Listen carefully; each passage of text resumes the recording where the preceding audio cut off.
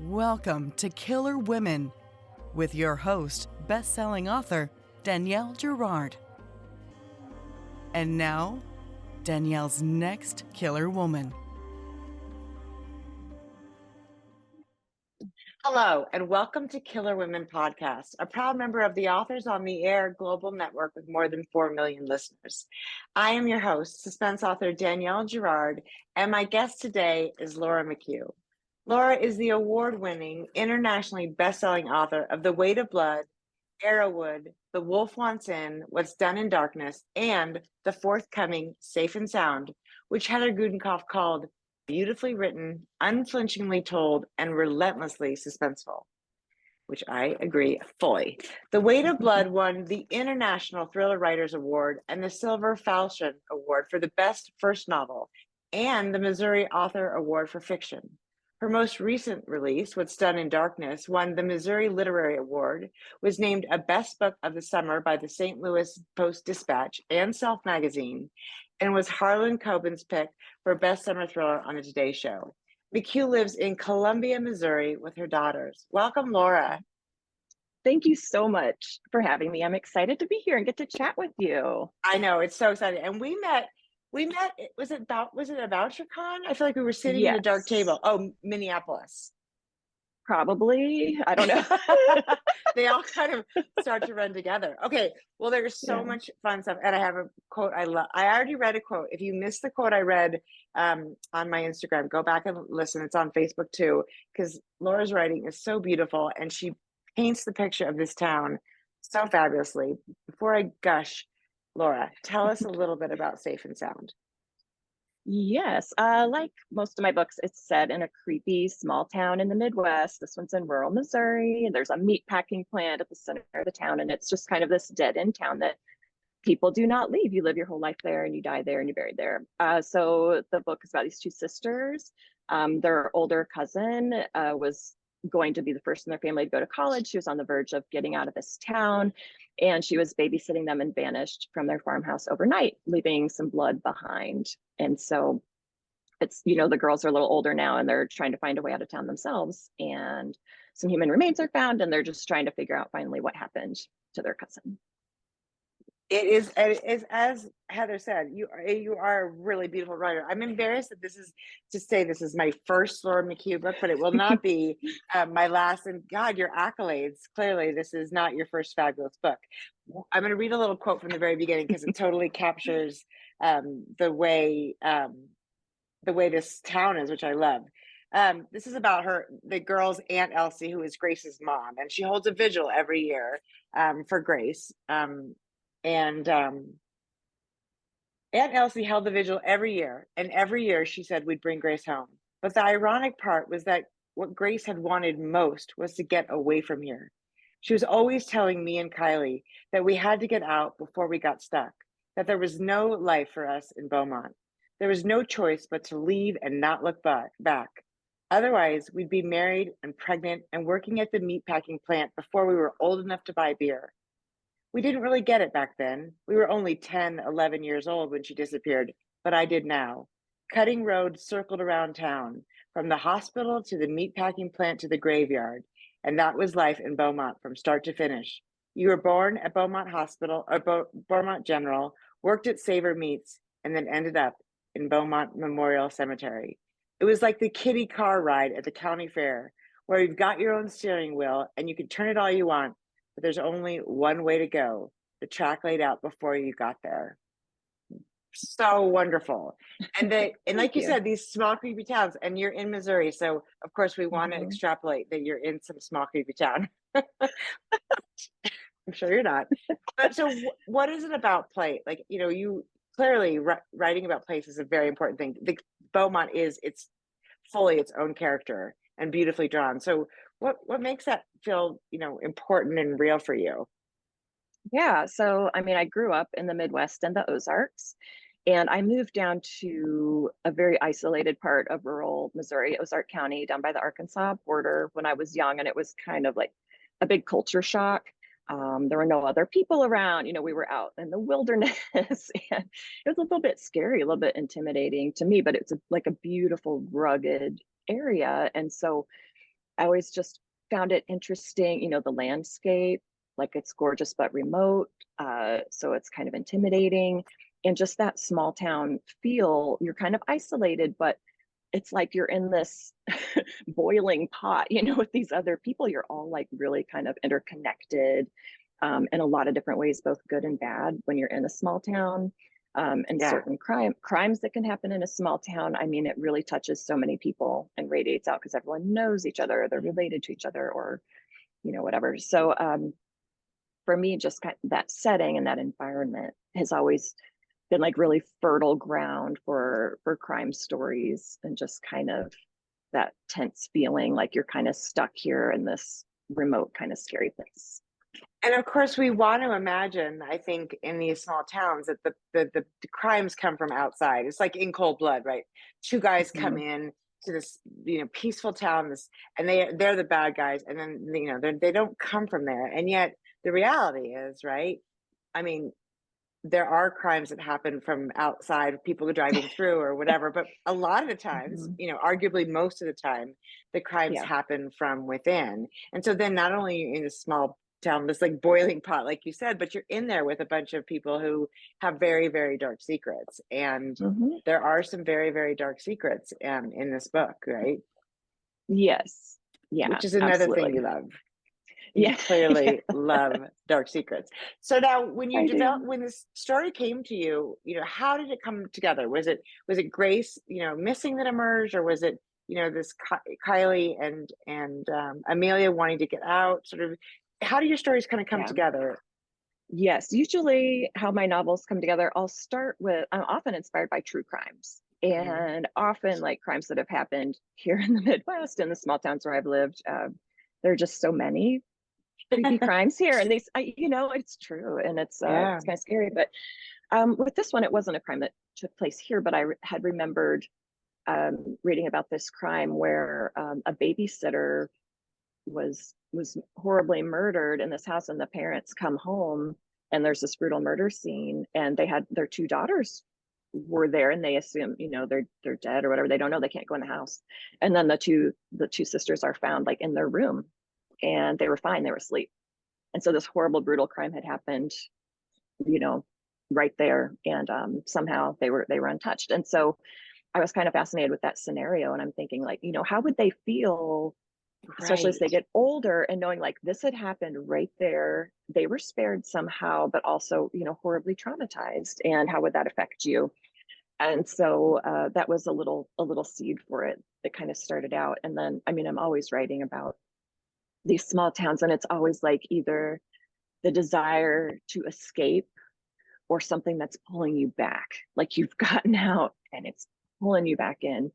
And just because, you know, having lived in these small towns, obviously I don't live anymore in the small towns where I'm from, but a lot of people stay, and people are always like, oh, you should move out of there, it's a dead end town, there's no jobs, it's full of crime, like you should leave. But it's way harder than that. Like if you've known nothing else and you have no connections outside of that community, it is really hard for people to actually change their lives and leave. It's a lot harder than people think.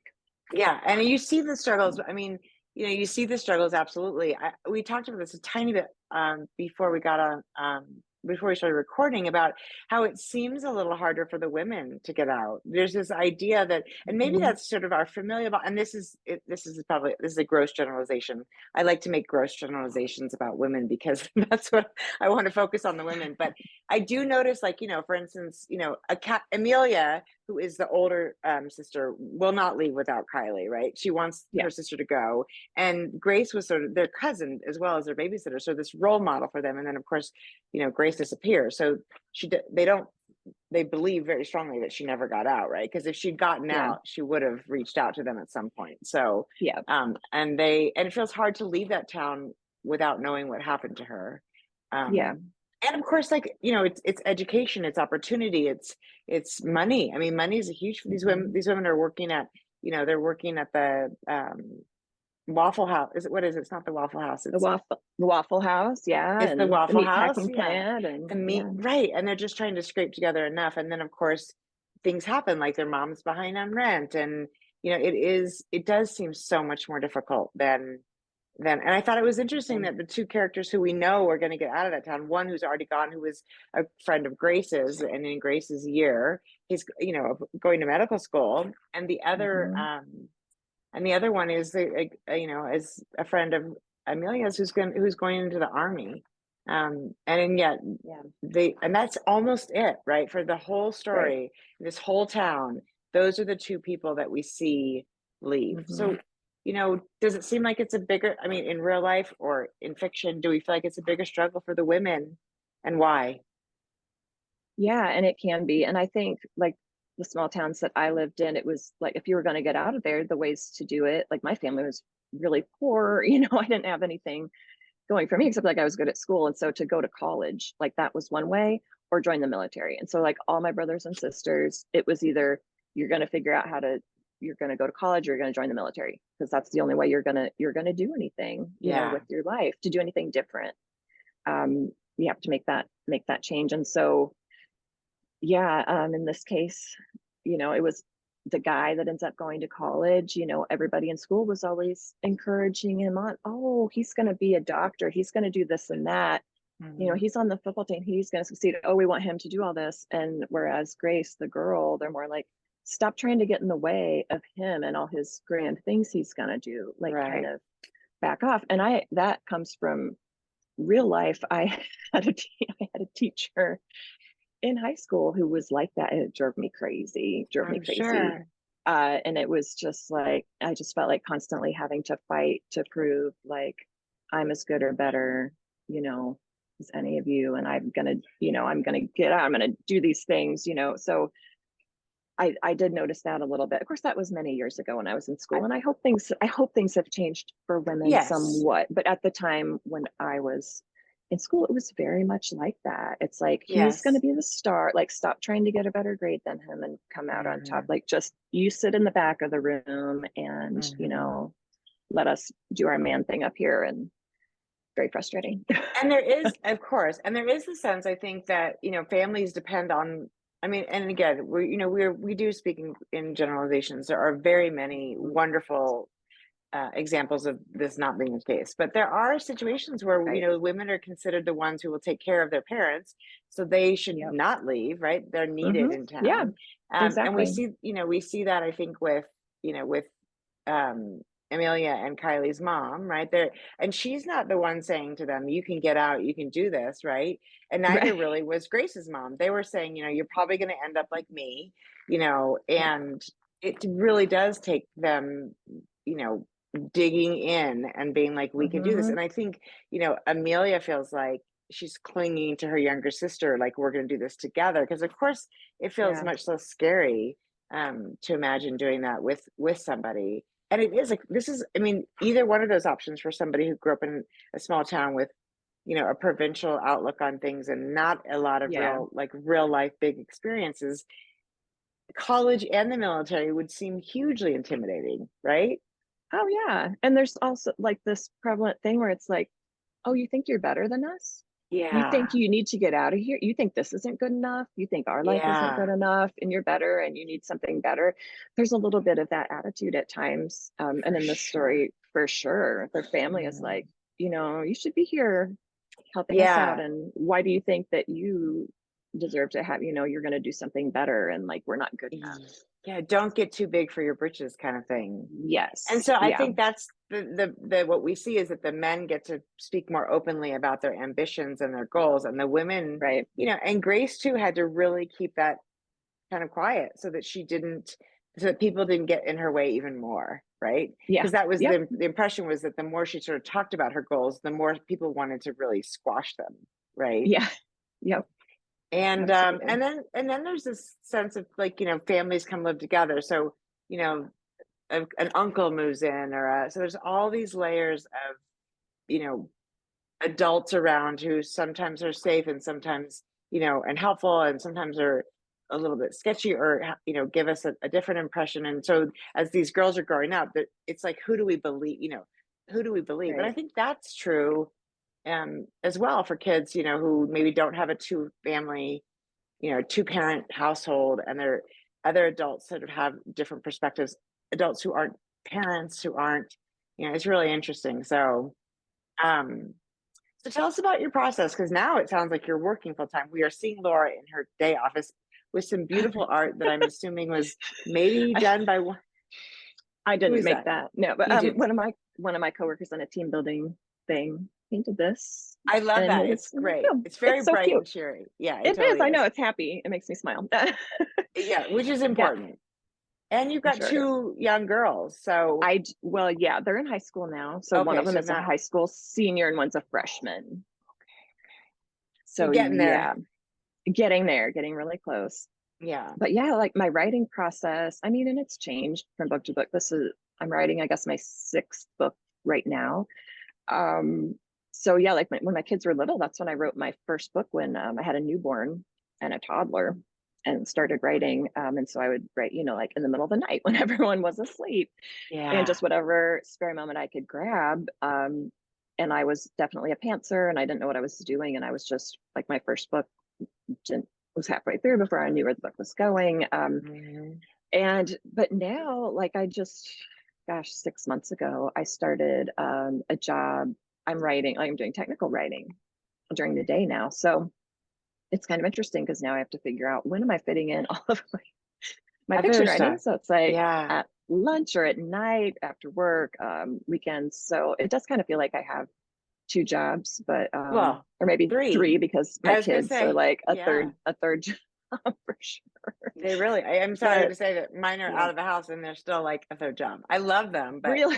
they never really, yeah, sorry. It's a smaller third job. It's more part-time, Well, and I but feel like when the youngest is about to turn 15, but when she's 16 and able to yes, drive, that'll be it different. She works it at Dairy Queen does. now, so I drive her to work. I pick her up. Yes, yes. Yeah, But then you can so get a a lot of chocolate driving. blizzard, a chocolate extreme. Right. I get I the know ice cream exactly. cakes. So, Yeah, I know exactly what I would get yeah. as I picked up my daughter from Dairy Queen, if that's where she worked. But no, right, you're the chauffeur as well as sort of all the other things, Yes. Yeah. and that's a lot. That's a lot. So when you said when you finished, got halfway through your first book, which I think everybody's Hmm. first book is sort of a hot mess experience, right? You don't know what you're Yeah. doing. You've never done it before. Did you then get through halfway and say, "Oh God, I don't like"? How did you handle that at that point? What did you do? Yeah. So I was halfway through. I didn't realize the problem was, I didn't realize what the crime had been. Like, I knew someone was missing and I knew someone was dead, and I didn't know what had happened to them. And about halfway through, I realized I figured it out. I figured out the answers, because there was a real crime that had happened down in the area where I'd gone to high school. And there was something about that clicked with me. And I was like, oh my gosh, this all makes sense. And I know what happened to both of these women. And then I was very quickly like writing the rest of the story. But in The Weight of Blood, there are 2 different timelines, and there are multiple narrators. It's different people in this town, like in both timelines. It's the same people in this town, both timelines, but there's like a mother and daughter narrator in the 2 timelines. And so multiple timelines, multiple narrators, all of this stuff. And my very first book. And so I was like, what was I thinking? Like, why did I think this was gonna, what was I doing? I don't know. Thought I was telling the story. I thought it was the best way to tell the story, but it's Mhm. pretty complicated. And so I was like printing out everything, and I had each chapter with like a note card on it. And it was like, who's the narrator, which timeline, which important things happen in this section. And I had to weave together Yeah. all the different pieces. So I had it printed out and then putting it together kind of like a puzzle. And weirdly, I mean, I feel like it's a miracle that I don't know how I did that. I had like no sleep. I had little babies, and I don't know. And somehow I figured that out. And it was like, when the book actually sold, I mean, it was like, I was like in shock. Like, I had no idea how things would go, because things went really well for that first book. I And was gonna say, not only I did it was sell very it, lucky. yeah. Yeah, it went well. So that was like crazy and scary and lucky and all of that. And then I had one of the contracts, one of my foreign contracts was like for 2 books. And so I knew I had to write a second book. And then I sold it, my second book here in the US, before I had written it and all this. So then it was like, okay, now I have deadlines. Now I'm actually, Yeah. people are waiting on this. And that's different a Yes. little bit for your Yes. writing when you have that. And so just trying to feel like, how can I make this process better? Because I can't just wander around like writing half Right. the Because book, it not knowing what's going to exactly. happen. it takes point. much longer. You don't feel like you have that freedom. So yeah. So Right. how did your process change? Yeah. Oh, so I thought, okay, I'm going to outline. I'll just be an outliner now. That's what I'm going to do. And so I made an outline. Oh, it was horrible. It was horrible. Yeah. It took all the joy out of it. And I just felt like I was trying to write from point A to point B. And Yeah. it didn't work for me. So I threw that out, started over. And so at this stage, what I do a much looser sort of outline. Like I want to know where I'm going. And I have an idea, where will these characters end up? Like, what is their journey? What was the point of this whole thing? What is the crime? Who did it? And just have kind of this loose structure, which helps me. And it it can still change while I'm writing. Sometimes it just does, but it helps me just to kind of know where I'm going. So I have to think that through a little bit more upfront Yeah. now. Which is smart. I mean, I'm like Yeah. 16 books in. I still get like halfway through a book and I'm like, oh, damn it. I made a wrong turn like at 20,000 Yeah. words and I have to go back. I mean, it is Yeah. interesting. Like, I think I'm obviously a pantser too. Otherwise I wouldn't have that problem. But I do think there's something really true about what you say about outlining. And people do it and they swear by it and they're great at Mhm. it and they produce beautiful books. But for me, Yeah. it's like part of the joy of the book is finding out what it's about. Um, Absolutely. Yeah. no, I would love to be an outliner, but I really can't do it. So let's talk about mothers and daughters. You brought that up, but I think that is also, and it sounds like from your books, this is like a thing for you. Hmm. And obviously you are a mother with two daughters and also a Right. daughter with a mother. Hmm. So Yeah. what is interesting about exploring that? Because obviously it's such a powerful, complicated bond. Yes. Yes. And a lot of the mothers that I write are complicated people who are maybe not the best mothers, you know? Um, and it's funny because my mom, she's like, whenever I'm going to an event or something, she's like, you have to tell those people the mother is not based on me. Like, you have to tell them it's not me. None of those mothers are me. It's so funny. Like, We she's sort very of supportive when I assume, think but I'm that. glad to hear that. Right. Tell your mom Yeah. it's been publicized. Yes. Now I have said it on the, Exactly. Killer Women. So everybody's going to know that it's not you.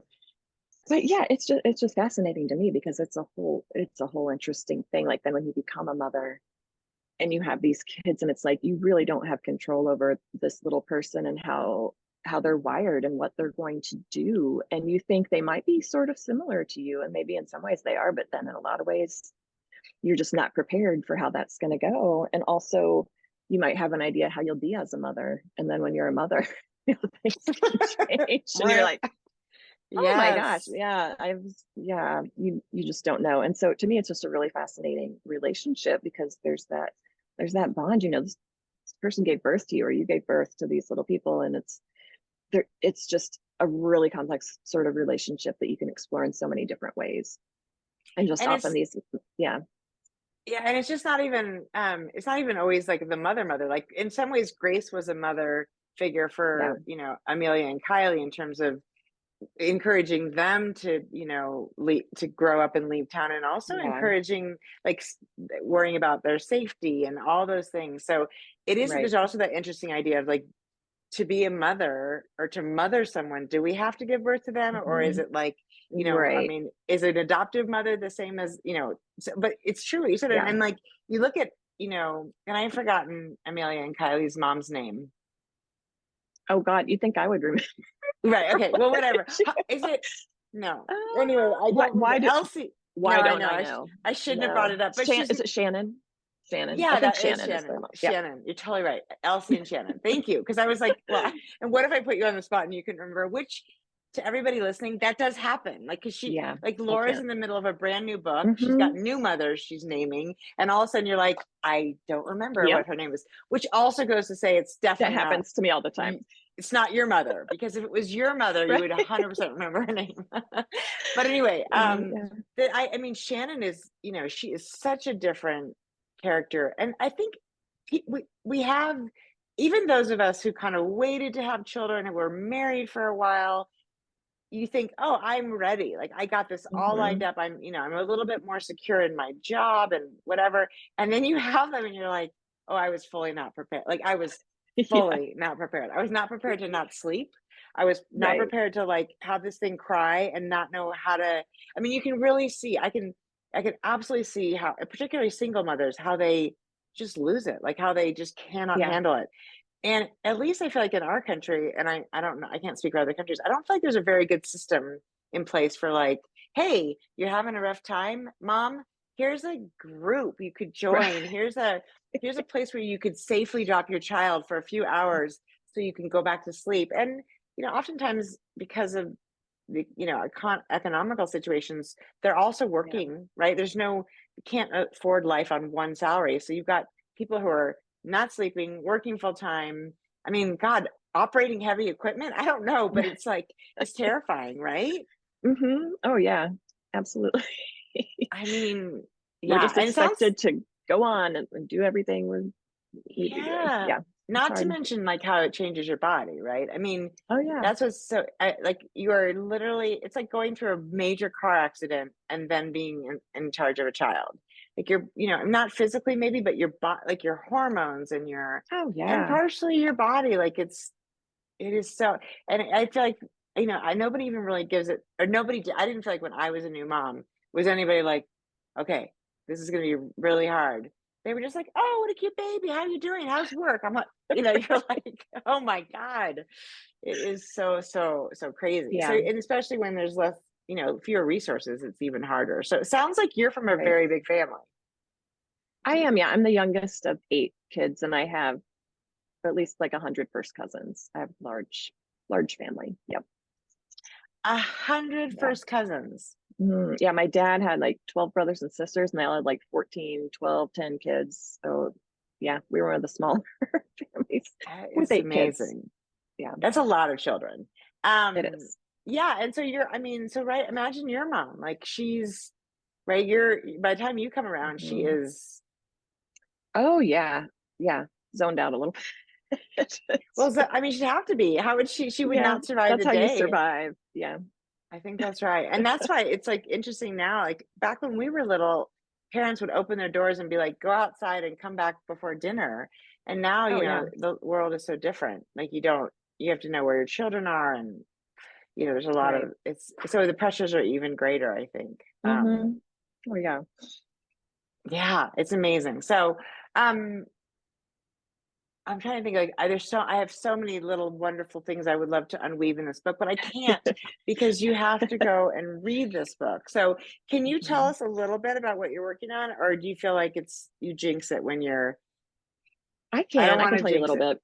Okay. And this book needs to be done pretty soon. It's due in a couple months. I'm not done yet, but I'm working on that. So Okay. yes, book 6 is set again in an isolated rural place. It's right on the edge of the Mark Twain National Forest in southern Missouri, where it's like literally like 1 million acres of uninhabited forest. And so I took some inspiration from a couple of true crimes from where I had lived. One of those was a boy in the grade beneath me in high school. When we were in school, he shot and killed all of his younger brothers and sisters one night. He was babysitting them, and he murdered them all. And that was a really, just for that to happen when you're in school and just thinking that Oh, through, it was a really crazy kind of thing. So the main character in this story, she is a survivor of a family massacre. And so she is having to go back to sell like their family house that's in the middle of nowhere. And a young woman, shows up on her doorstep barefoot in the middle of nowhere. And she's like, where did you come from? Should I let you in? What's going on? And so I'll just say that much. And so it's kind of like, you're out in the middle of nowhere and someone shows up, and what do you do? And she has kind of like this traumatic past, yeah. obviously, trying to work through that, that her sibling shot all the rest of her family and had murdered them. And she still doesn't really know exactly like why that Why? happened, like what set that off. So yeah. It's like just such a perfect pressure cooker situation. I absolutely love that. I kind of, I'm sure people have said this to you before, but I can see these as movies, right? I mean, you're just in these, I mean, that's what we all want to do, right? We want Oh our books to right. be movies, but like Mm-hmm. and the town itself, but also like out where they go to the, where they sort of go and party, and the little cabin that is in Grace's ex-boyfriend's family, like all that stuff, it just adds these layers. Because of course, that's what I mean. I live in Montana, and I know from my children's experience what you do as a teenager in a relatively small town is you go to some isolated place, you light a bunch of stuff on fire, and you drink, right? Exactly. That's what you do. All good things come from that, right? Yes. Which is different than what I did growing up, because I grew up in a city. So it's, but yeah, so you just see how, you see how this, and it is interesting also to note in reference to your new book, but also in reference to the books that you've written, how much pressure there is on each individual person in these environments, right? Especially as you said, when you're poor, it's the amount of pressure that's on the parents, the children, everybody. What happened with the kid who was below you in school is horrible, but these environments are so, rife with the kind of situations that really just make people kind of break, right?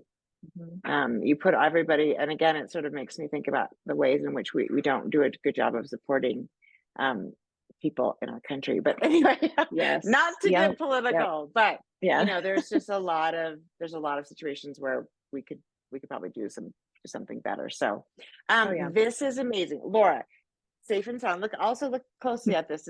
I love that this is the woods, and then you see the black hand there. It's a beautiful cover. They did such a good job. I was happy with it. Tell us where to find you online, where to follow you, all that good stuff.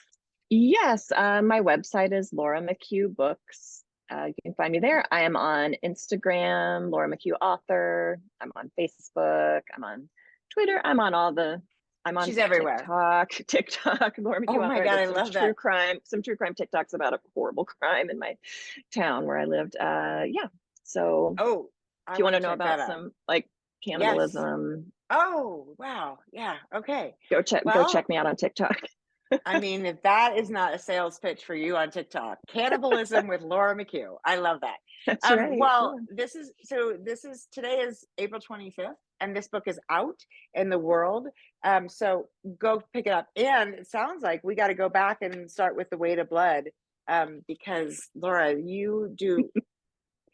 I'm going to gush for just a minute, because not only is the town this incredibly rich, creepy character, but each of these people, and it's a fairly good sized cast, right? We have the two, Amelia and Kylie, their mother's boyfriend. They have, there's Elsie and an uncle and Grace, and then there's some kids that grew up with these girls, and they're all so beautifully drawn. They're all so sort of real and nuanced. You're not going to find a perfect, unscathed human in a Laura McHugh book, is my sense. And I think it's wonderful, because even the darkest humans in my mind, I feel like I understand them. You know what I mean? I feel like, and that I think is a sign of a really, really beautifully written book, is when you can sort of even empathize with the worst of the characters. So nicely done. Thank you so much. You do dark and creepy so well. So, and everybody, this is Safe and Sound with Laura McHugh, out now. Go check it out. Laura, thank you so much for joining me. Oh my gosh, it was my pleasure. Thank you for having me. Of course. I look forward to the next one. Everyone, this is Killer Women with Danielle Girard, and my guest today, Laura McHugh. There will be a copy of Safe and Sound to give away on our Killer Women Facebook page. So go check that out, and happy reading. Bye.